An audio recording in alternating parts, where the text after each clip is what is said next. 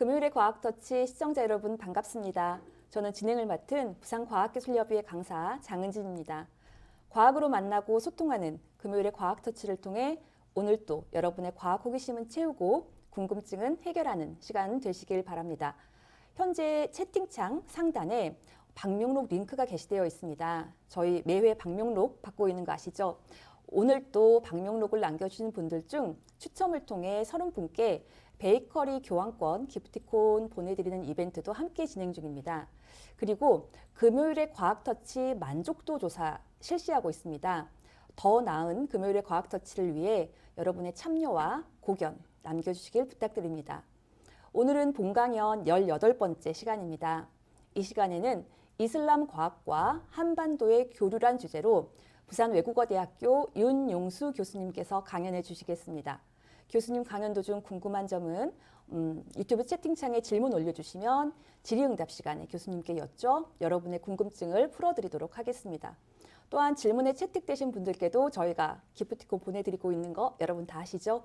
네, 여러분의 많은 참여 바랍니다. 그럼 지금부터 윤용수 교수님 모시고 강연 시작하도록 하겠습니다. 안녕하세요. 부산외고대학교 아랍학과의 윤용수 교수입니다. 지금이 금요일 밤입니다. 네, 이게 누구나 다 좀 쉬고 싶은 휴식이 필요한 시간인데 이 시간에 또 이렇게 귀한 자리를 마련해 주셔서 감사드리고요. 여기 강연장까지 오면서 이런저런 생각들을 하면서 왔습니다. 이렇게 귀한 시간을 다들 내주셨는데 이 시간에 뭘 채워드려야 되나 하는 이런 고민들을 하면서 왔습니다. 저는 대학에서 아랍어를 가르치고 있습니다. 그리고 지중해 문명 교류학이라는 강의를 하고 있습니다. 제가 그 지중해 문명 교류학에 관심을 갖는 이유는 이 문명 교류학이라는 학문이 갖는 어떤 특성 때문에 제가 굉장히 매력을 느낀 것 같습니다. 자연과학에서는 1+1은 2가 되어야 됩니다. 그게 안 되면 큰 오류가 나죠. 그런데 이 문명 교류학에서는 1+1이 3이 될 수도 있고 4가 될 수도 있고 그 이상이 되기도 합니다. 즉, 그 다른 두 개가 만났을 때 어떤 시너지를 내는 것이 이 문명 교류학에서는 발견되기 때문에 이 시너지가 어떻게 날 수 있나 하고 관심을 갖게 됐었습니다. 지중해는 여러분들 아시다시피 아시아와 유럽 그리고 아프리카를 감싸고 있는 포함하고 있는 바다입니다. 그래서 혹자들은 이 지중해를 통해서 아시아와 유럽과 그리고 아프리카가 분리되어 있다라고 말씀하시는 분들도 있는데 저는 이 지중해라는 바다가 오히려 아시아와 유럽과 아프리카를 연결하고 있는 공간이라고 생각합니다. 특히 고대에는 이 바다라는 공간이 사실은 지금의 고속도로와 같은 그런 역할을 하던 공간이기도 했었습니다. 그래서 이 다양한 성격을 갖고 있는 다양한 이문화들이 지중해에서 서로 교류를 하면서 그 교류하는 과정이 결국 지중해 문명 발달의 과정이었고 또 지금 우리가 누리고 있는 많은 문화나 문명의 혜택들이 사실은 지중해에서 시작됐었고 지금까지 왔었기 때문에 그 과정들을 찾아가고 분석하고 개별적으로 분리하는 것이 아니라 하나의 통합이라는 시각에서 연구를 하고 있는 게 지중해 문명 교류학입니다. 그런데 공부를 하다 보니까 이 지중해에서 있었던 여러 문명들이 결국 지중해에서만 그친 것이 아니라 우리가 살고 있는 한반도에까지 연결되고 있다는 것을 확인하게 됐었습니다. 그래서 제가 대학에서 아랍어를 전공을 하고 있고 가르치고 있기 때문에 지중해 문명 중에서 이슬람 문명, 그 이슬람 문명이 우리 한반도에 어떻게 연결되어 있고 또 어떻게 서로 영향을 주고받았나 하는 부분을 오늘 말씀을 드리려고 합니다. 그래서 이 시간이 과학이라는 그 키워드를 갖고 있기 때문에 이슬람 과학이 우리 한반도에 어떻게 영향을 끼쳤는가 또는 우리 한반도의 과학이 이 이슬람 세계에 어떤 영향을 주었는가 하는 부분들을 개략적으로 말씀드리도록 하겠습니다.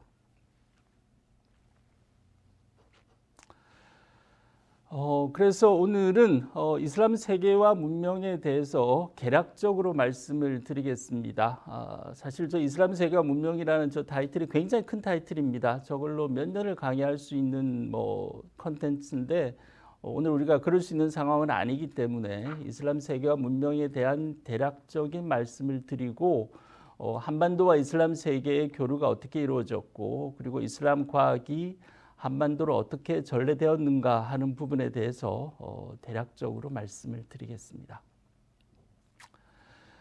지금 지도에서 어쨌든 녹색으로 표시되어 있는 부분이 이 이슬람 세계입니다. 그러니까 우리가 알고 있는 아라비아 반도뿐만이 아니라 북부 아프리카 지역, 중북부 아프리카 지역, 그리고 동부 아프리카 일부, 그리고 지금 이란 지역, 그리고 이쪽 지금 우리가 스탄이라고 부르는 중앙아시아 국가, 그리고 중앙아시아 국가를 넘어서 중국 서쪽 지역, 신강성 지역도 이슬람 지역입니다.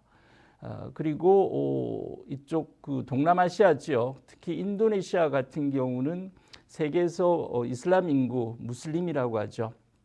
무슬림 인구를 가장 많이 갖고 있는 나라이기도 합니다. 그다음 두 번째 국가가 파키스탄, 뭐 이렇게 지금 보고가 되고 있습니다. 전 세계 인구가 약 75억 정도 지금 추정하고 있는데 그 중에서 이 이슬람 인구가 약 20억 정도 되는 것으로 지금 추정하고 있습니다. 그래서 이 종교별로 이 종교 신자의 숫자를 한번 파악을 해 보니까 지금 2022년입니다만 2015년 기준으로 봤을 때 이 기독교 인구가 전 세계 종교 인구의 약 31% 정도를 차지하고 그 다음이 이슬람이었습니다. 24% 정도 되고 그 다음에 무신교 종교가 없는 사람이 16% 정도 됐고 힌두교가 많습니다. 왜냐하면 전 세계 인구 중에서 중국 인구가 가장 많고 그 다음 두 번째 많은 인구를 갖고 있는 나라가 인도입니다.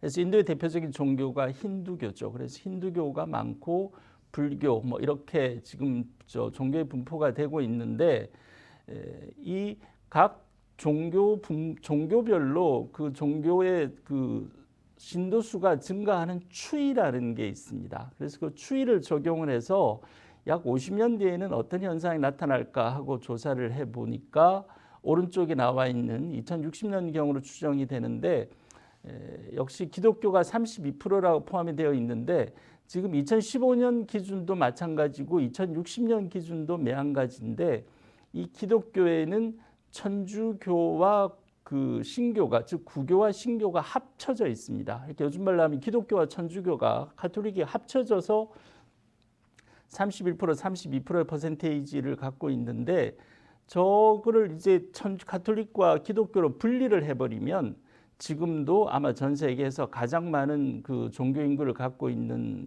그 종교는 이슬람교가 아닌가 합니다. 그리고 이것이 이제 2060년 한 3, 40년 정도가 지나면 무슬림의 인구가 더 확대될 거다라고 지금 추정되는데 그 이유는 가톨릭교와 뭐 이 구교 신교 할 거 없이 기독교가 주로 분포되어 있는 지역은 유럽과 그리고 지금 아메리카 지역입니다. 근데 그쪽은 지금 출산율이 굉장히 낮죠.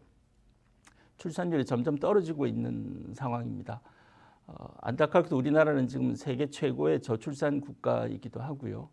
근데 반면에 이슬람이 주로 분포되어 있는 조금 전에 보셨던 그 아라비아 반도를 포함한 그 북부 아프리카 지역 그리고 이란이나 이쪽 중앙아시아 지역은 여전히 그 인구 증가율이 높은 상황입니다. 그래서 2060년경 되면 아마 전 세계에서 가장 높은 그 비율을 차지하는 종교가 이슬람교가 아닐까 하는 생각입니다.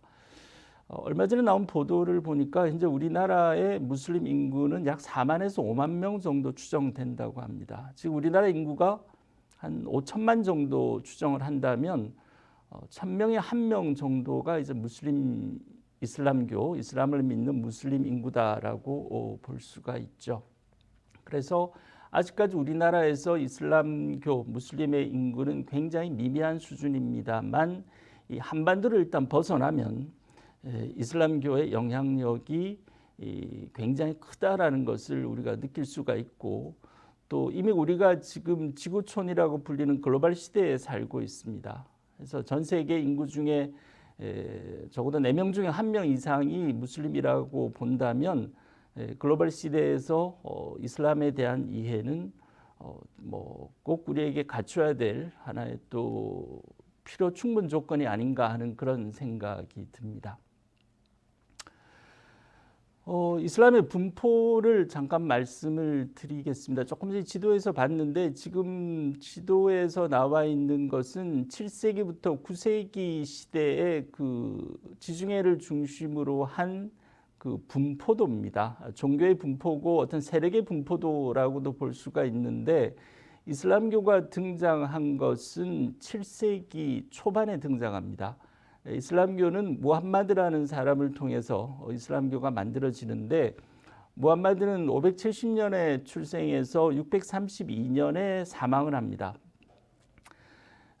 그리고 이 사람이 사망한 그 당시에 이 이슬람의 그 영토는 아라비아 반도에 사실은 국한되어 있었습니다. 지금 이 아라비아 반도 서부 지역을 중심으로 메카와 메디나가 있는 서부 지역을 중심으로 이슬람교가 확산이 되어 있었고 이 무함마드가 사망한 이후에 이슬람교가 본격적으로 아라비아 반도를 뛰쳐나갑니다. 그래서 동으로 서로 확산이 시작되는데 동쪽으로는 당장 그 당시에 있었던 페르시아 제국과 이제 군사적인 충돌을 하게 되고 서쪽으로는 비잔틴이 차지를 하고 있었죠.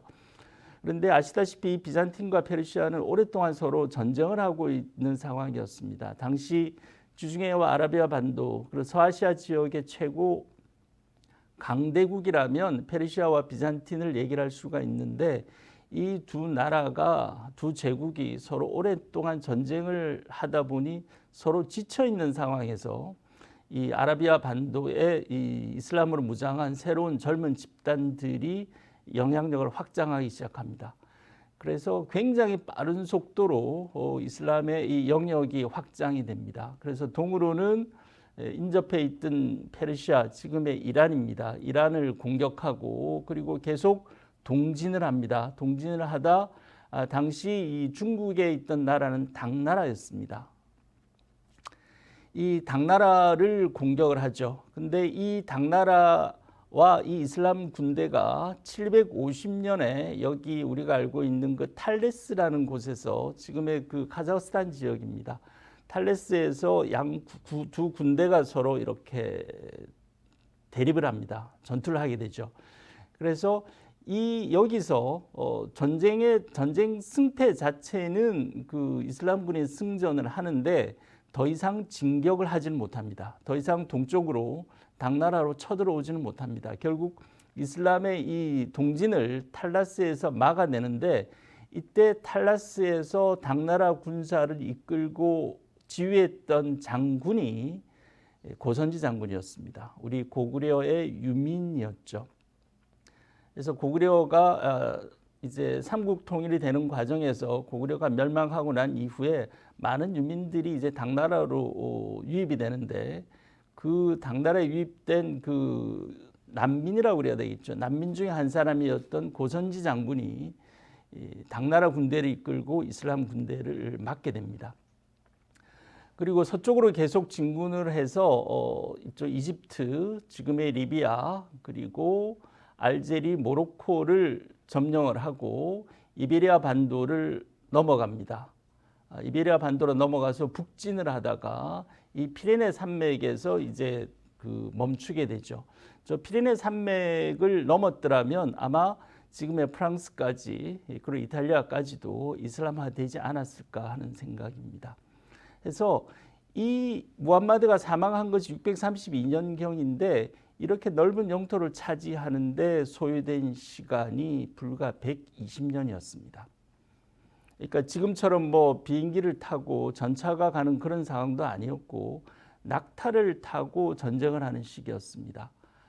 낙타가 하루 이동할 수 있는 거리가 평균 40km 정도 된다고 하는데 근데 그냥 가는 것도 아니고 전쟁을 하면서 계속 영토를 확장시켜 나가는데 이 넓은 대륙을 차지하는데 100년에서 한 120년 정도 동과 서로 확장을 해 나가는데 엄청난 기적을 보이는 거죠.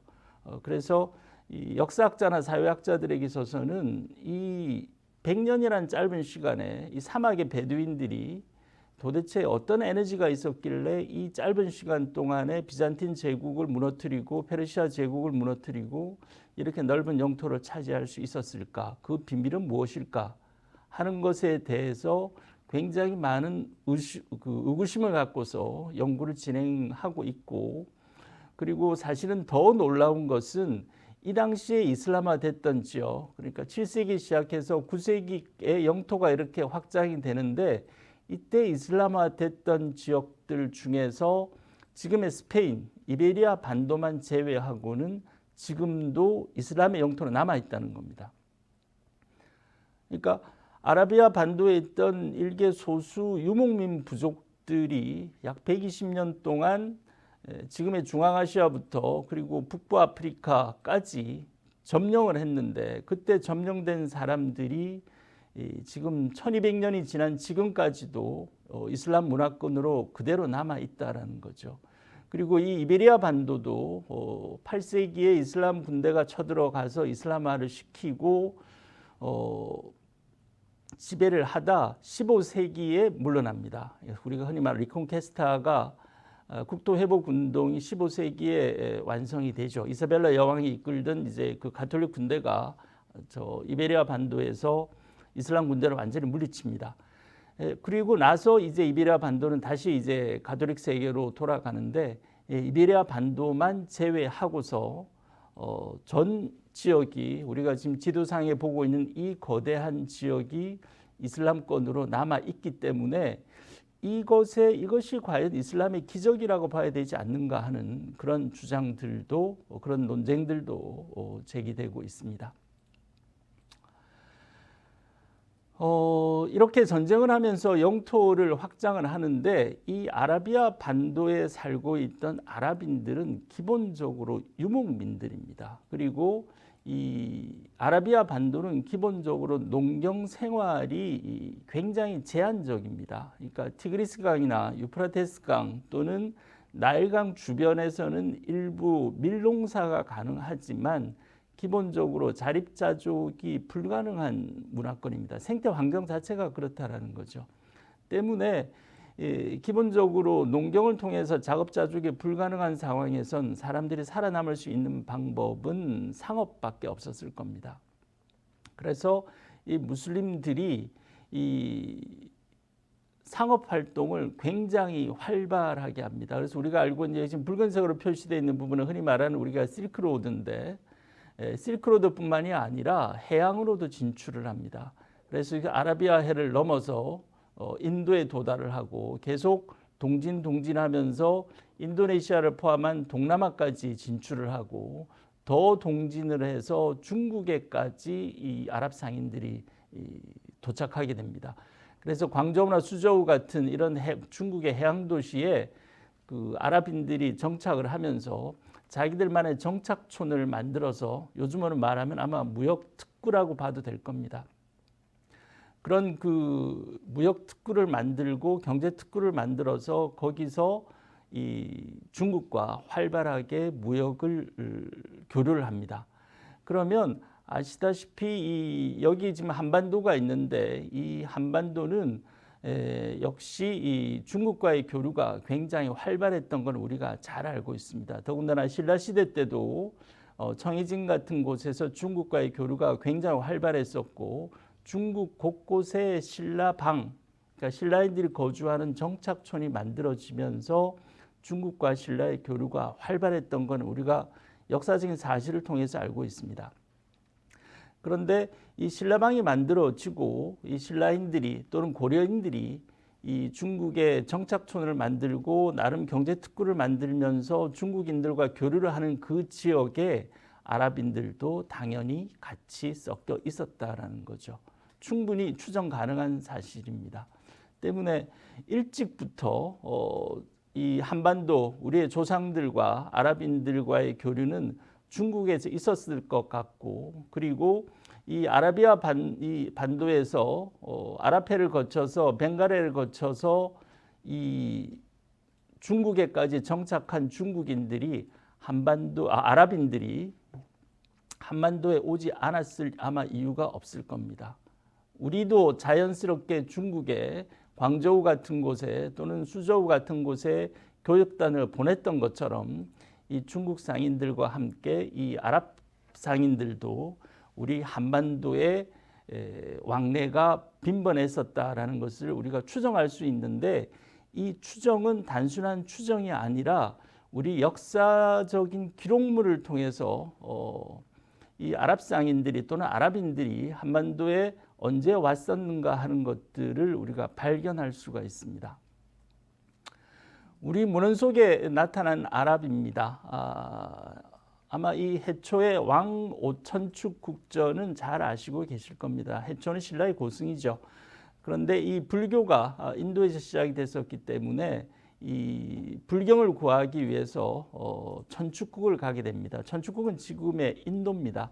저 왕오 천축국전은 왕은 갈 왕자를 써서 간다라는 말이고, 오 천축국은 천축이 동천축, 서천축, 남천축, 북천축, 그리고 중천축까지 5개의 천축국으로 만들어져 있습니다. 그래서 해초가 5개의 천축국을 갔다 온 일종의 기행문입니다. 그런데 이 기행문에 보면 인도뿐만이 아니라 지금으로 말하면 다마스커스까지, 시리아의 다마스커스까지 해초가 다녀온 것 같습니다. 그래서 그 기록들이 남아 있고, 고려사나 또는 그 조선 시대에는 그 조선 왕조 실록에 보면 아랍인들이 우리 한반도에 왔었다라는 기록들이 남아 있습니다. 그래서 여러 가지 물론 그 처용가 같은 것도 있고 쌍화정 같은 그런 이야기들도 있습니다만, 사실 저 고려사나 그 조선 왕조 실록 같은 경우는 정사의 기록이기 때문에 아마 조금 더 우리가 그 신뢰할 수 있는 자료가 아닌가 싶습니다. 그래서 고려사나 우리 그 조선 왕조 실록에 아랍인들에 대한 기록이 어떻게 남아 있는가 하는 것을 잠깐 보겠습니다. 헌종 15년입니다. 정확하게 따지면 1024년인데 이때 이런 기록이 있습니다. 대식국에서, 대식국은 아랍을 말합니다. 열라자는 사람 이름이고요. 100명이 와서 왕을 만나 토산품을 바치니 왕이 그들을 극진하게 대접하겠다. 또 그들이 돌아갈 때 금, 은, 옷감 등을 선물로 주었다라는 기록이 있습니다. 9월입니다. 9월이면 저 당시에 주로 중국에서 한반도로 오거나 또는 한반도에서 중국을 갈 때는 주로 배편을 이용하게 되는데, 저 때는 주로 배들이 범선입니다. 즉 돛을 이용해서 이동하게 되는 범선인데, 9월 달에는 계절풍이 서쪽에서 동쪽으로 붑니다. 그래서 중국에서 한반도로 들어오기가 상대적으로 수월하다는 거죠. 바람의 힘을 이용해서. 그래서 이 헌종 때도 그렇고 그 다음 해도 그렇고 이들이 왔던 시기가 주로 9월이나 10월 또는 11월에 집중되어 있는 것을 볼 수가 있습니다. 그리고 또 1025년 그 다음에죠. 그 다음에도 대식국에서 핫성과 라자 등 100여 명이 와서 토산품을 바쳤다라는 기록이 남아 있습니다. 그리고 하나 더 볼까요? 정종 6년 1040년입니다. 대식국 상인 보나가 등이 와서 수원, 용치, 점성향, 모략, 소복 등 귀한 물품을 바치니 왕이 그들을 후하게 대접한 뒤 돌아갈 때 비단 옷을 선물하였다라는 기록이 나와 있습니다. 지금 화면에 붉은색으로 표시되어 있는 부분인데, 이 내용으로 봐서 보나가 같은 사람은 아마 상인이었던 것 같습니다. 근데 100명씩 이렇게 왔다라는 거 보니까 개인이 온 것이 아니라 상단을 이끌고 온 것 같아요. 그래서 우리나라의 한반도에 처음 이제 고려에 왔으니까 왕에게 어느 정도 아마 또 조공도 바치지 않았나 싶습니다. 그래서 한반도에 없던 귀한 물건들을 왕에게 조공을 바치고, 또 고려 왕은 거기에 대한 답례로서 또 이런저런 선물을 했었다라는 그런 또 기록들이 남아 있습니다. 그리고 한 가지 재밌는 것은 이 고려 시대 때는 아랍인들과의 왕래가 굉장히 빈번했었습니다. 왜냐하면 조금 아픈 역사기는 하지만 우리 고려는 18년인가요? 건국된 시기가 왕건이 그 고려를 건국하고 약 500년 가까이 국가가 운영이 되는데 후반부로 넘어가면 사실은 원나라의 거의 지배를 받게 됩니다. 원나라는 몽골의 그 후손들이죠. 이 징기스칸의 후손들이 이 원나라를 세우고 서쪽으로 공격을 하면서 이 몽골 군들이 지금의 베이루트, 지금의 레바논 지중해까지 공격을 합니다. 굉장히 그 용맹한 군대였죠. 그래서 그들이 이 서쪽으로는 지중해까지 공격을 하고 동쪽으로는 당연히 한반도를 공격을 해서 우리가 이 몽골 군들과 여러 번 그 전쟁을 하면서 아픈 기억들이 있습니다. 근데 결국 우리가 패전을 하죠. 그래서 왕자가 볼모로 잡혀가는 그런 상황까지 벌어지는데 이 사실상 아시아 대륙 전체를 장악했던 이 원나라는 아시다시피 기본적으로 유목민들입니다. 유목민들이었기 때문에 이러한 거대한 제국을 관리할 사실은 능력도 없고 경험도 없었어요. 일개 몇천 명 정도의 부족 단위 정도 수준에서 그 부족을 운영을 하다가 이제 거대한 제국을 확보를 하고 나니까 아마 좀 국가 경영이라는 부분에서는 굉장히 많이 힘에 붙였을 겁니다. 그래서 전문 관리들을 고용하게 되는데 그 관리로 고용된 사람들 중에서 아랍인들이 상당수 들어갑니다. 또는 무슬림들, 페르시아인들이 상당 부분 들어갑니다. 그래서 이 원나라의 그 고관 대작들 중에 보면 아랍인들이 상대적으로 굉장히 많습니다.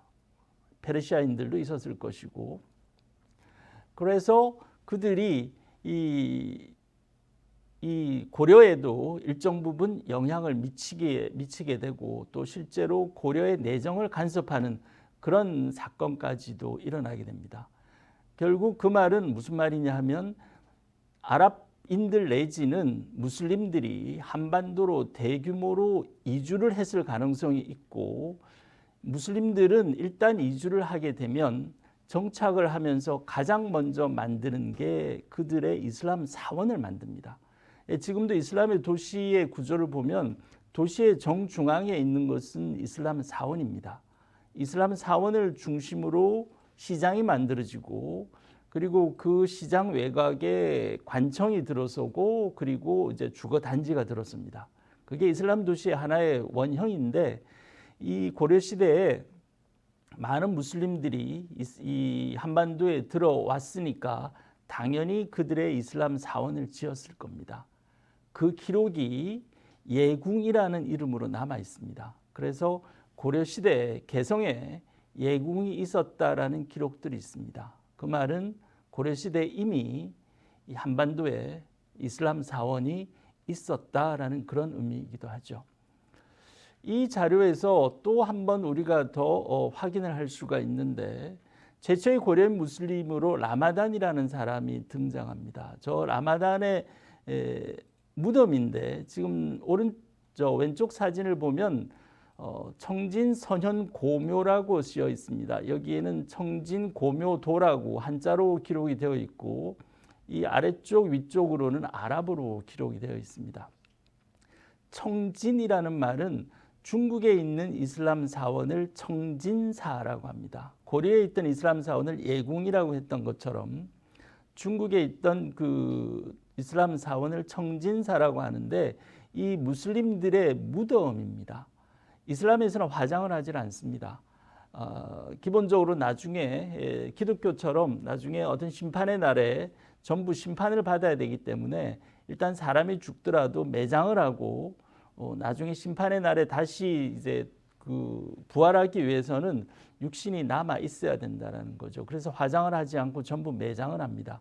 그래서 이 중국에 있는 무슬림들의 묘가 이 청진선영 고묘인데 이 고묘에 이런 비석이 있는데 이 비석을 보니까 이 여기에 묻힌 사람의 이름이 라마단이라는 사람인데 옆에 있는 기록들을 보니까 이 사람이 고려에서 온 고려인이다라는 기록이 있습니다.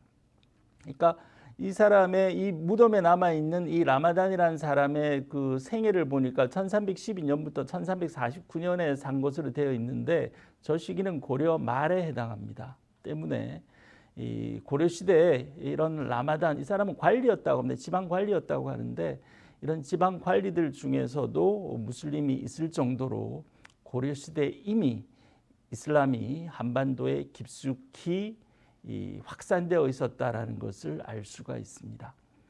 조선 시대에 들어와서도 이 이슬람의 영향력은 한동안 계속됩니다. 조선 중기로 넘어가면서 우리나라의 한반도에서 유교의 영향이 확산되면서 유교를 제외한 나머지 종교, 심지어 불교도 굉장히 탄압을 받죠. 하지만 조선 초까지만 해도 세종대왕 때까지만 해도 궁궐에 그 불교 사원이 또는 부처 불상이 있었다라는 기록이 있을 만큼 조선 초기까지만 해도 여타 종교에 대해서 비교적 관대했던 것 같습니다. 그래서 태종실록에 보면 회외사문이라고 하면 이거는 위구르족들을 말합니다. 중국 서쪽에 살고 있는 지금의 신강성 쪽에 살고 있는 위구르인들인데 이들은 전부 무슬림들입니다. 회외사문 도로가 사람 이름이죠. 처자를 데리고 함께 와서 머물러 살기를 원하니 임금이 명하여 집을 지어서 살게 하였다. 그러니까 무슬림 가족이 한반도에 와서 정착하기 시작했다라는 기록입니다. 그리고 우리가 잘 알고 있는 세종실록에 보면 승도, 스님이죠. 스님 및 회회인들이 뜰에 들어와 송축하고 아마 정초가 되면 왕에게 송축을 아련하고 송축하는 이런 행사가 있었나 봅니다. 이때 이 회회인들이 세종에게 송축했다라는 기록이 남아 있고 또 다른 실록에 보면 외인 일본 사람이죠. 야인은 여진족입니다. 과 귀화한 회외인 여기서 귀화했다라는 게 저는 참 재밌는데 이미 이제 조선 사람이 됐다라는 거죠. 회외인과 승인 스님과 그리고 기로들은 그 전직 고위 관료 특히 좀 노쇠한 나이 드신 고위 관리들을 이제 기로라고 하는데 이 기로들이 모두 조화에 참여하였다라는 기록들이 남아 있습니다. 그래서 조선왕조실록에는 총 8회에 걸쳐서 이 대식국이나 또는 회외인들에 대한 기록들이 남아 있습니다. 정사의 기록이죠. 그래서 이런 것들로 봐서 한반도와 이슬람의 인연이 결코 그렇게 짧지 않다라는 것을 알 수가 있습니다. 물론 조선 중기가 넘어가면서 한반도에서 이 이슬람의 기록들은 점차 사라집니다. 그리고 6.25 전쟁을 할 때 참전국으로 왔었던 그 터키인들을 통해서 이슬람이 다시 와서 지금의 그 한반도에 그 이슬람이 다시 확산이 되는데 이런 어떤 그 실록들을 통해서 또는 고려사의 기록들을 통해서 봤을 때 한반도에도 이미 그 이전부터 고려시대 또는 그 이전부터 한반도와 아랍의 교류는 있었다라는 것을 알 수가 있습니다. 그러면 아랍 문헌 속에는 이 한반도가 어떻게 표시되고 있는가 하는 걸 한번 볼까요? 이븐 쿠르다드비라는 사람이 있는데 이 사람은 페르시아 사람입니다. 그러니까 9세기에 살았던 사람인데 요즘 말로 하면 지리학자 같은 사람입니다. 이 사람이 길과 나라에 관한 책을 쓰는데 여기서 이 사람이 중국을 갔었나 봅니다. 한반도를 직접 온 것 같지는 않고 이 책의 기록 중에 보면 중국 건너편 깐수를 가로지르는 곳에 많은 산들과 금이 풍부한 신라라고 불리는 나라가 있었다. 우연히 그곳에 갔던 무슬림들은 좋은 환경에 매혹되어 영구히 그곳에 정착하고 떠날 생각을 하지 않았다. 그 건너에는 무엇이 있는지 알 길이 없다라는 기록이 있습니다. 그래서 이 책뿐만이 아니라 그 고대 아랍 문헌에 나타난 신라에 대한 이미지가 보면 굉장히 아름다운 아마 지상 낙원이 있다면 여기다라고 말을 할 만큼 굉장히 아름다운 나라로 묘사가 되고 있습니다. 그러니까 아픈 사람도 저 신라라는 땅에 들어가면은 저절로 낫고 공기가 너무나 맑고 또 금이나 이런 것들이 너무나 풍부해서 그 원숭이를 묶는 줄도 금줄이더라라는 뭐 그런 기록들이 남아 있을 만큼 굉장히 아름다운 나라로 묘사되고 있고, 지금 아랍이슬람 세계에서 연일로 확산되고 있는 한류도 아마 이런 그 아랍 사람들이 갖고 있는 한국의 이미지와 관계가 있지 않나 하는 생각입니다. 한반도가, 우리가 살고 있는 한반도가 아랍 문헌에 등장합니다. 지도로 등장합니다. 알 이드리스라는 사람이 있는데, 저 사람은 지금 지명으로 말하면 모로코 사람입니다. 12세기에 살았던 사람인데, 저 12세기에 이 알 이드리스라는 사람도 일종의 지리학자고 상인이고 역사학자고 뭐 그런 역할을 했던 사람인데, 저 사람이 저 당시에 그 지중해에서 가장 강력한 힘을 갖고 있던 나라 중에 하나는 당시 시칠리아에 있던 노르만 국가였습니다. 노르만 제국이었습니다. 그래서 당시에 노르만의 왕이 로제 2세라는 사람인데, 이 이드리스가 여러 지역을 여행하고 난 이후에 지도를 만들어서 이 로제 2세에게 헌상을 합니다. 지금 화면에 보시는 지도가 이 이드리스가 이 로제 2세에게 헌상한 지도인데, 여기에 보면 이 지도가 사실 굉장히 좀 정확한 것 같아요. 이쪽이 지중해겠죠. 여기가 이제 지금 이탈리아 저 반도 정도 될 것 같고, 여기가 펠로폰네소스 반도, 여기가 지금 말하면 스페인일 거고, 그죠? 이쪽은 아마 아라비아 반도, 북부 아프리카인 것 같습니다. 그리고 인도고 중국이고 이렇게 비교적 정확하게 표시를 한 것 같은데, 여기 오른쪽 구석에 한반도를 표시를 했습니다. 어떻게 표시가 됐냐 하면, 여기에 지금 조금 전에 그 네모난 부분을 확대했는데, 여기에 보면 신라로 표시를 하고 있습니다. 아마 이 사람 이드리스가 우리 한반도를 직접 온 것 같지는 않고요. 아마 중국까지 온 것 같은데, 이 이드리스도 한반도를 우리가 반도로 인식하지는 못한 것 같고 섬으로 인식을 한 것 같습니다. 그래서 바다에 떠 있는 섬으로 표시를 하면서 신라다라고 묘사를 하고 있습니다.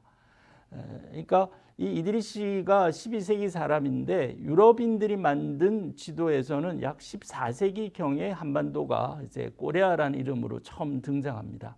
그래서 어떤 문헌에서의 기록도 그렇고 지도에서의 나타난 기록도 그렇고, 이런 부분들을 봤을 때 이 한반도가 유럽에 알려지게 된 계기는 유럽보다는 아랍인들을 통해서 알려졌다라는 것은 역사적인 이런 기록들을 통해서 확인을 할 수가 있습니다. 근데 그러한 이유도 사실은 가만히 생각해 보면 충분히 논리적으로 가능한 것이, 좀 전에 말씀드렸던 것처럼 아랍인들은 기본적으로 유목민족입니다. 이동하는 민족들입니다. 그래서 그들의 삶을 위해서도, 또 그들의 생활 자체가 끊임없이 이동을 해야 되기 때문에, 그 이동하는 과정에서 한반도까지 이렇게 흘러 들어오는 것이 어떻게 보면 지극히 당연한 과정이 아니었나 하는 생각입니다. 한반도와 아랍의 인연을 확인시켜 주는 자료들은 조금 전에 봤던 저런 어떤 문헌의 자료뿐만이 아니라 이런 현실적인 자료들도 많이 등장합니다. 지금 우리가 즐기는 소주, 이 소주는 우리 뭐 한국에서는 소주 하면 안동 소주 뭐 이렇게 하는데, 이 소주를 우리 한반도에 전해준 사람들이 아랍인들이었습니다. 아락이라는 술이 있습니다. 지금도 아랍에 가면은 저 아락이라는 이름이 붙어 있는 술이 있는데, 저 아락은 메소포타미아 문명을 만들었던 수메르인들이 만들었던 문명입니다. 그러니까 수메르 문명이 기원전 약 3000년경이기 때문에 지금부터 약 5000년 전에 이라크 남쪽에 정착했던 수메르인들이 저 아락이라는 술을 만들고 맥주도 만들었다라는 기록들이 있습니다. 수메르인들이. 그래서 저 아랍인들이 일찍부터 저 아락이라는 술을 즐겼습니다. 물론 이제 7세기 이슬람이 들어오고 나서부터는 술을 금하지만, 무슬림이 아닌 사람들은 당연히 뭐 아락을 즐겼을 겁니다. 그런데 저 아락을 한반도로 가지고 온 사람들은 몽골인들이었습니다. 아까 말씀드렸던 것처럼 원나라의 몽골 군대가 지금의 그 베이루트, 레바논 있는 이 지중해까지 공격을 하면서 당시에 그 아랍 이슬람 국가 제국의 어떤 아바시아 왕조를 멸망시켜 버립니다. 그리고 그들이 이 일정 기간 이 지금의 이 아랍 지역을 지배를 하게 되는데 그 지배하는 과정에서 아랍의 많은 문물들을 가져가게 되죠. 지구 전체의 역사를 봤을 때 보통 5세기부터 약 15세기까지를 보통 우리가 중세다라고 이야기를 합니다. 5세기에는 5, 6세기에는 그 로마 제국이 게르만에 의해서 소로마 제국이 멸망을 하죠. 소로마 제국이 멸망을 하고 나서부터 이제 유럽은 비잔틴 제국이 등장하면서 전체적인 어떤 그 유럽 국가를 이끌고 가는데 그때부터 르네상스가 있었던 약 15세기까지를 중세 역사가들은 보통 암흑기다라고 얘기를 합니다. 그런데 지중해에는 살고 있는 민족들이 이 유럽인들뿐만이 아니라 아랍인들이 있죠. 또 아프리카인들이 있습니다. 그래서 5세기경에 유럽이 암흑기로 접어들기 시작할 때 7세기에 이슬람이 등장하면서 영향력을 확장해 나갑니다. 즉 그 말은 유럽인들이 5세기까지 끌고 오던 그 지중해 문화와 문명을 7세기부터는 무슬림들이 그 문화와 문명을 이끌어가는 선두주자의 역할을 맡게 됐다라는 거죠.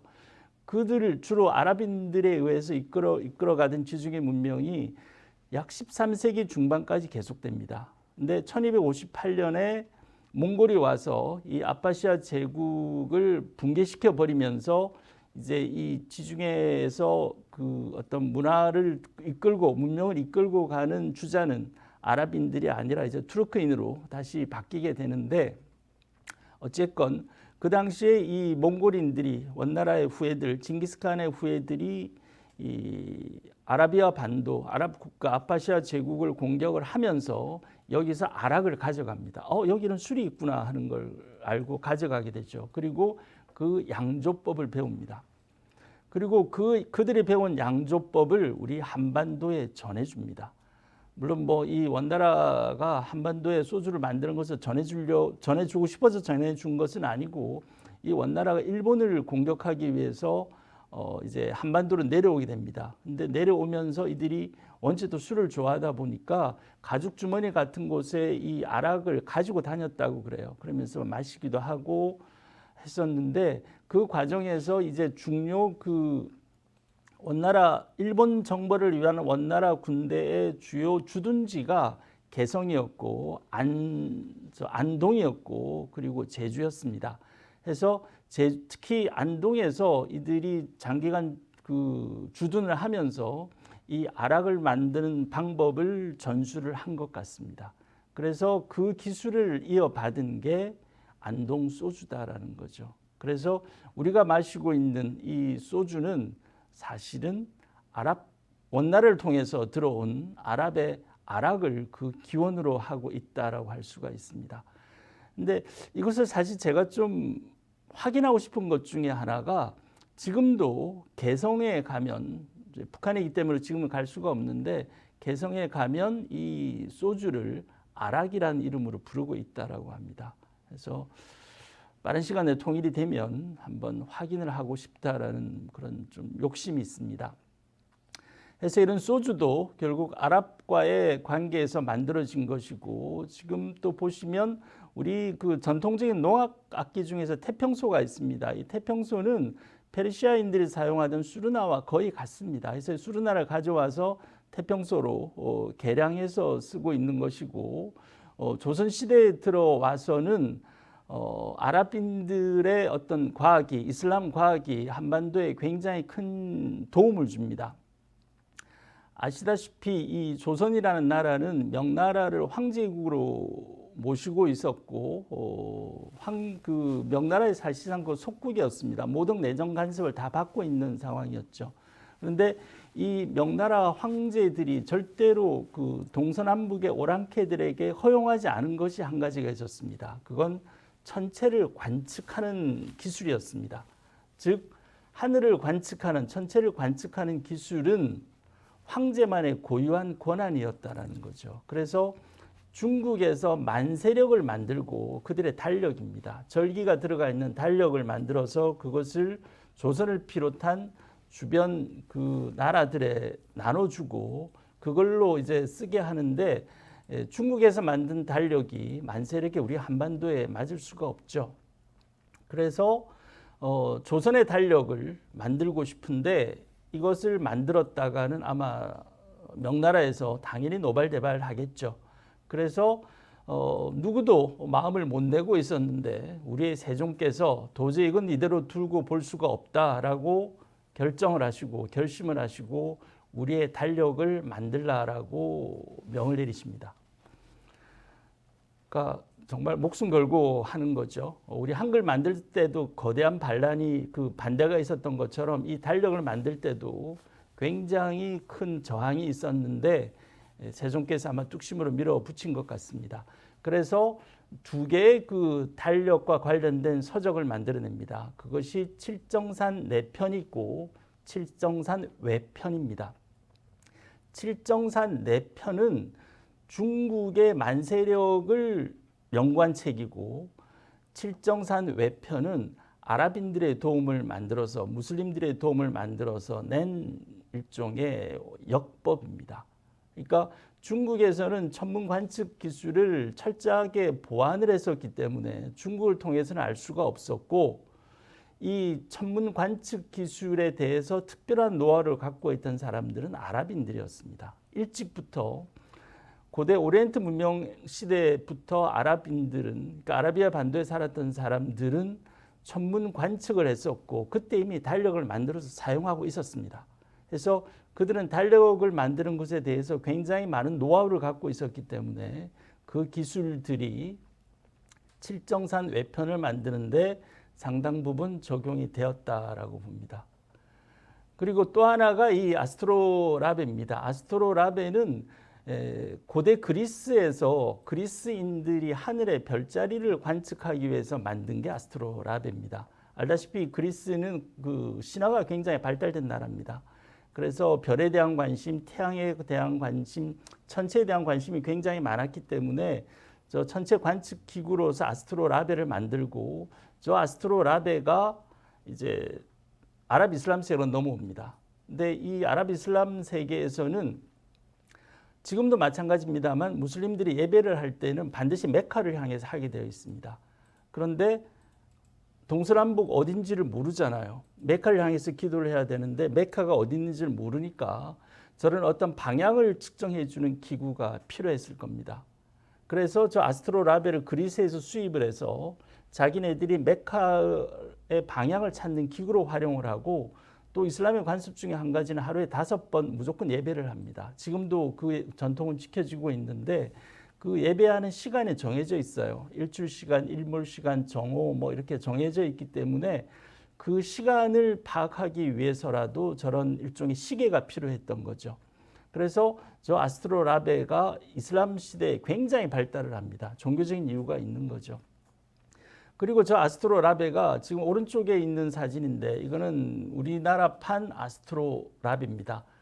혼계통 논이 혼이라는 이름인데 이게 18세기 그러니까 정조대왕 때 만들어진 우리나라판 아스트로라베입니다. 그래서 이게 중국을 통해서 수입이 된 것 같아요. 그래서 아마 이것도 어떤 농사나 이런 것을 위해서 제작된 것 같은데 이게 정조대왕 때 만들어졌다가 일제시대 때 일본에 뺏겼습니다. 뺏겼다가 최근에 이게 지금 우리나라로 다시 돌아왔어요. 그래서 지금 제가 알기로는 경기도에 있는 그 실학박물관에 보관이 되고 있는데 지금 우리 고려판 한국판 아스트로라베는 지금 우리나라에서도 보물로 지정이 되어 있습니다.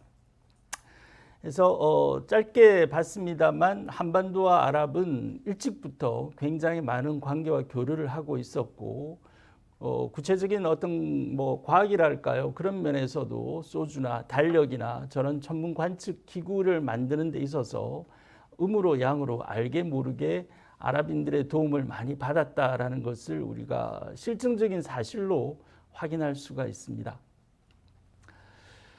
21세기 지금 아랍은 굉장히 변화하고 있습니다. 지금 아랍 세계의 모든 시계는 2030년에 맞춰져 있습니다. 지금 아시겠지만 지금 부산과 그 엑스포를 경쟁하고 있는 사우디아라비아도 모든 국가 발전 시계가 2030년에 맞춰져서 국가 대변혁을 시도를 하고 있습니다.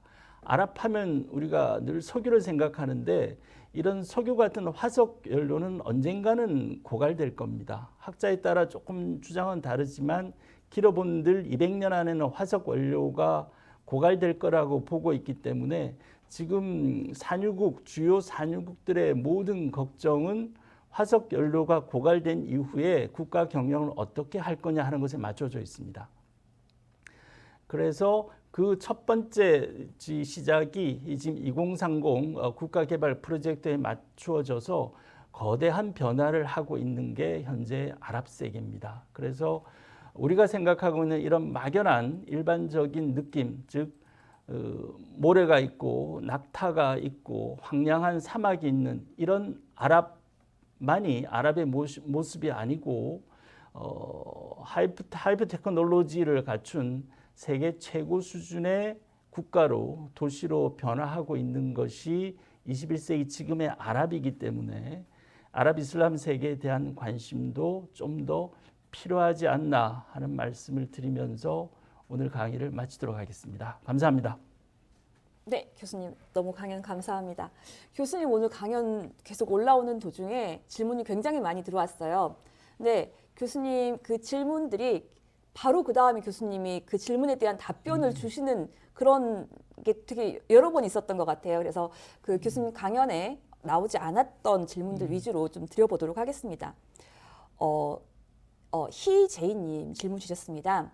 이슬람의 천문학 발전은 이슬람 신앙과 관련이 있다고 하던데 세종대왕과 이슬람 과학이 관계가 있나요? 라는 질문 주셨는데 혹시 아까 설명해 주셨던 거 말고 혹시 더 추가 설명해 주실 부분 있으시면 답변 부탁드립니다. 이슬람이 등장하는 것은 아까 말씀드렸던 것처럼 이제 7세기 이후에 등장하는데 우리가 알고 있는 그 아랍인들의 천문에 대한 관심은 사실은 오리엔트 문명부터 시작됩니다. 오리엔트 문명은 기원전 약 3000년경부터 시작이 되는데 아시다시피 그 메소포타미아 문명 같은 경우도 티그리스와 유프라테스강 주변으로 사람들이 모여서 살게 되고 그다음 파라오 문명 같은 경우는 나일강 주변에 사람들이 모여서 살게 되는데 강 주변에서 모여 살면서 이제 농사를 짓게 됩니다. 농사를 짓는데 그때까지만 해도 이 농사라는 것이 관계 농사가 당연히 아니었기 때문에 일정 시간이 되면은 계속 홍수가 나서 이 농사 지은 것들이 전부 다 흘러내려가요. 그러니까 그게 반복이 되다 보니까 사람들이 경험치를 알게 됩니다. 어느 시점 되면은 큰 물이 오더라. 그래서 뭐 농작물을 좀 옮긴다든가 하는 이런 여러 가지 방안들을 고민하게 되는데 어느 시점에 큰 물이 온다라는 것을 알 수 있는 방법 중에 하나가 천문을 관측하는 거였습니다. 즉 별자리 이동이나 이런 것들을 보면서 경험치로 계속 데이터를 쌓다 보니까 어느 순간 사계절의 변화도 알게 되고 홍수가 오는 시기를 알게 된 거죠. 그래서 일찍부터 어떤 하늘의 그 계절의 변화, 이게 뭐 결국 달리 말하면 천문학이 아닌가 싶습니다. 그래서 그런 것들이 일찍부터 발전할 수밖에 없었고 생존과 직결된 문제였기 때문에 또 아까도 말씀드렸습니다만 이 이슬람에서는 하루 5번 예배를 할 때 반드시 메카를 향해서 하게 되어 있습니다. 그러면 동서남북 어딘 줄 모르죠. 지금은 뭐 얼마든지 쉽게 발견할 수가 있지만 이제 뭐 1000년 전후를 생각해 보시면 뭐 거의 불가능했을 겁니다. 때문에 역시 그 당시에도 메카를 찾는 방법은 별자리밖에 없었을 겁니다. 그런 별자리를 연구하는 과정에서 공부하는 과정에서 이 천문학은 자연스럽게 발전할 수밖에 없었고, 즉 천문학에 대한 오랜 노하우를 여러 가지 그런 아주 실용적인 현실적인 이유 때문에 누적이 될 수밖에 없었고, 그것이 이런 그 아까 말씀드렸던 여러 가지 교류를 하는 과정에서 그들의 어떤 그 지식 노하우가 우리 세종시대까지 전달되면서 달력을 만들게 되고 우리 음력을 만들게 되고 또 장영실이 만들었다고 하는 혼천이 같은 기구도 천문 관측 기구잖아요. 그러니까 당연히 그런 기술이 없었을 겁니다. 장영실이 이제 중국에 가서 이래저래 배워왔다라고 하지만 중국에서 그런 자료를 쉽게 줄 리가 없었을 것이고 결국은 당시 한반도에 있던 아랍인들 대식국이나 나 내지는 해외인들의 도움을 받을 수밖에 없었을 거다라는 거죠. 네. 지금 준비해 두고 있던 여러 질문들에 대한 답변이 한꺼번에 다 나왔습니다. 여러분 아시고 계시죠? 네. 그러면은 이번에는 이연호님 질문 주셨습니다. 우리가 서로 교역을 했으면 우리나라가 이슬람에 전파한 과학적인 것들 혹시 있을까요? 뭐 과학적인 게 아니더라도 우리나라가 전파한 것은 어떤 것들이 있었는지 궁금해하십니다. 굉장히 좋은 질문입니다. 제가 강의를 하면서 좀 빠뜨린 것 같은데 당연히 우리의 그 과학적인 업적도 한반도를 넘어서 아랍에 전달이 됩니다. 우리 선조들이 만든 그 위대한 업적들이 굉장히 많습니다만 저는 그 중에서 대표적인 것이 금속 활자라고 생각합니다.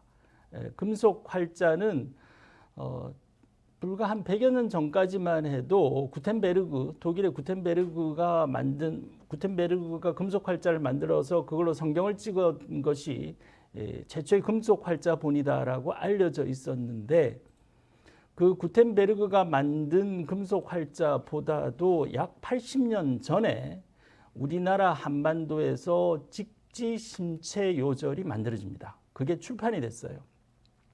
그 직지심체 요절이 병인양요 때 프랑스로 갑니다. 약탈당한 거죠. 그리고 그것이 지금도 프랑스 국립도서관에 보관되어 있습니다. 우리가 아직까지 회수를 못하고 있습니다. 그런데 이 직지심체 요절이 언제 발간됐나라고 연대를 확인해 보니까 구텐베르그의 금속 활자본보다 80년이 앞선 것으로 확인이 됐습니다. 그래서 세계 최초의 금속 활자본은 우리 조상들이 만든 직지심체 요절입니다. 그러면 이 직지심체 요절에 만든 금속 활자본의 기술이 그러면 어떻게 구텐베르그까지 연결됐을까? 물론 구텐베르그가 뭐 스스로 발명했다라고 주장할 수도 있지만 여러 가지 과학적인 근거나 사실관계들을 확인해 보면 역시 이 아랍인들이 일종의 유목민들이 중간에 연결하는 역할을 해줍니다. 그래서 한반도에 왔던 이 사람들이 이런 활자본을 만드는 기술을 확인을 하고 그것이 서쪽으로 전달이 되면서 아랍을 거쳐서 유럽까지 전달되었다라고 지금 보고 있습니다. 그래서 한반도의 과학 기술이 유럽으로 전달된 대표적인 것은 우리가 직지심체 요절을 통한 어떤 그 금속 활자본의 기술을 우리가 언급할 수 있을 것 같습니다. 네, 자랑스러운 우리나라의 유산인 것 같습니다. 이번에 이애련님 질문 주셨습니다. 현재 우리나라에 스며든 이슬람 문화는 어떤 것들이 있을까요? 라고 주셨는데 저희가 은연중에 알지 못하지만 우리 문화에 스며든 그런 이슬람 문화가 있을까요? 우리나라의 무슬림 인구들이 약 지금 한 4만 정도 된다고 말씀을 드렸습니다. 물론 뭐 또 비공식 통계는 조금 더 많을 수도 있는데 실제로 지금 다문화 가정들이나 이런 식의 그 아랍 가족들과 같이 가정을 이루고 있는 사람들이 굉장히 많습니다. 그래서 그들의 생활 양식과 우리의 생활 양식은 일정 부분 좀 분명히 차이가 있죠. 그래서 아직까지 한국의 다문화 가정들, 아랍인 그 가족들과 만들고 있는 다문화 가정이 그렇게 많지 않기 때문에 현 시점에서 아랍인들의 어떤 문화가 우리에게 영향을 끼친다라는 부분은 사실은 뭐 좀 미미하다라는 그런 생각이 들고 오히려 한류의 문화가 아랍에 확산되고 있는 그 영향은 뭐 제가 굳이 말씀드리지 않아도 뭐 굉장히 지대하다라고 말씀드릴 수 있을 것 같습니다.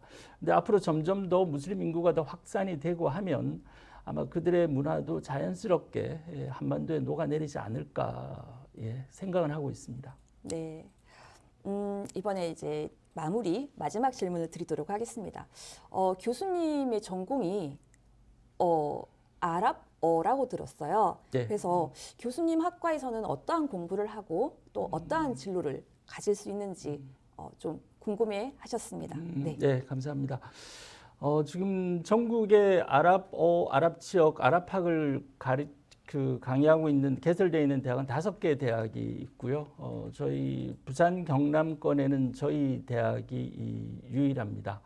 그래서 과거에는 저희들은 학과의 교육과정 자체가 아랍어에 포커스가 맞춰져 있었는데 시대가 변하면서 이제는 아랍어와 아랍 지역학과 그리고 심지어 요즘 IT까지 요구되는 융복합형 인재를 요구하는 그런 상황까지 와 있습니다.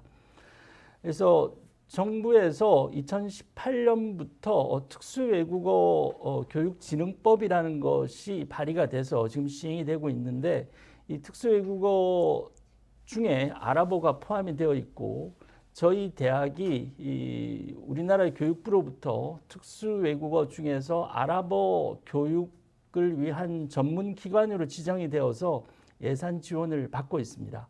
그래서 그 예산 지원을 활용해서 학생들에게 해마다 해외 연수를 보내고 있고 또 대학원을 진학하는 학생들을 위한 지원도 하고 있고 또 우리 학생들뿐만이 아니라 일반인들을 위한 아랍어 교육 과정을 방학이나 내지는 1년 사시사철 오프라인과 온라인을 통해서 동시에 강의를 진행하고 있습니다. 그래서 제가 과거에 아랍어를 처음 공부할 때는 아랍어를 공부할 자료 자체가 없었습니다만 지금은 K묵에서도 아랍어 관련된 강의를 굉장히 많이 볼 수 있고 또 저희 대학에서도 1년 사시사철 계속 아랍어 관련 강의가 일반인들을 위한 강의도 지속되고 있기 때문에 얼마든지 활용할 수 있을 거라고 봅니다. 그리고 저희 졸업생들의 진로는 뭐 굉장히 다양합니다. 관계 진출하는 학생도 있고 그리고 뭐 정부기관 그리고 지방자치단체 그리고 민간기업 그리고 개인 창업하는 학생들도 있고 굉장히 다양한데 기본적으로 시장이 굉장히 큽니다. 무슨 말씀이냐면 아까 잠깐 지도를 통해서 말씀드렸습니다만 아랍어를 표준으로 하는 나라가 22개국에 달합니다. 그러니까 우리 같은 경우는 일본만 가도 말이 다르고 중국만 가도 말이 다릅니다. 서로 전혀 다른 언어를 배워야 되는데 이라크에서 모로코까지 그 두 개 대륙에 걸쳐서 같은 아랍권내에 속하는 국가들은 동일한 언어를 사용합니다. 그렇기 때문에 시장의 가능성이 시장 자체가 굉장히 크다라는 거죠. 그리고 한국에 대한 이미지가 굉장히 좋습니다. 여담이지만 제가 옛날에 요르단에서 유학을 할 때 자기 딸을 줄 테니 뭐 한번 내 사이가 되는 게 어떻겠느냐라는 그런 얘기를 들은 적도 있었습니다. 그러면서 이분이 그러더라고요. 당신이 한국 사람이니까 내가 내 딸을 줄 수가 있다라는 그런 얘기를 하는 걸 들은 적이 있습니다. 그래서 한국에 대한 이미지가 굉장히 좋기 때문에 기존에 아주 그 거대한 시장 그리고 한국에 대한 좋은 이미지 그리고 조금 전에 말씀드렸습니다만 2030의 모든 그 아랍 개발 프로젝트가 맞춰져 있기 때문에 엄청난 규모의 그 경제 투자를 하고 있습니다. 요즘 뭐 언론에 계속 나오고 있는 사우디아라비아 네옴시티 같은 경우는 2030년까지 1조 달러 1,500조입니다. 우리나라 예산의 거의 3배에 맞먹는 금액입니다. 2030년까지 그 1조 달러를 투자해서 홍해 연안에 거대한 도시를 건설하겠다라는 프로젝트를 발표를 했고 그것 때문에 우리나라 관련 기업들이 이미 움직이고 있습니다. 그래서 뭐 제가 한 바로는 우리나라 주요 그 건설 관련 회사들이 내년 초에 사우디아라비아로 사절단을 파견한다라는 뭐 그런 보도도 제가 본 적이 있는데 이런저런 여러 가지 환경들을 통해서 새로운 기회의 땅으로 중동이 아랍이 등장하고 있지 않나 합니다. 네. 오늘 지금 금가토 함께 해주셨던 분들 평상시에 금가토와는 다른 느낌이셨죠. 그래서 이런 댓글들도 있었어요, 교수님. 설명 잘 들었습니다. 아랍과 우리 선조들이 여러 다양한 부분에서 교류를 했었다는 것을 알 수 있는 좋은 시간이었습니다. 라는 댓글도 있었고요. 오늘 강의는 신선한 환기가 된 강연이었습니다. 또 과학은 저에게 항상 어려운 것이었는데 좋아하는 역사와 연관을 지어 얘기해 주시니 너무 흥미롭습니다. 이런 댓글들도 있었습니다. 오늘 너무 유익하고 또 재미있는 강연해 주신 교수님 너무 감사드리고요. 네, 지금까지 시청해 주신 유튜브 시청자 여러분께도 진심으로 감사드립니다. 저희 올해 금과터 금요일에 과학터치 강연 2번 남아 있습니다. 19회차 강연은 2주 후에 있습니다. 11월 18일 금요일 6시 30분에 여러분 다시 찾아뵐 거고요. 자, 오늘 당첨자 말씀드릴게요. 희재인님, 이연호님, 이예련님. 하단에 안내되는 이메일로 연락처 보내주시면 저희가 기프티콘 보내드리도록 하겠습니다. 자, 이 시간까지 여러분 함께해 주셔서 감사드리고요. 편안한 밤 되십시오. 감사합니다.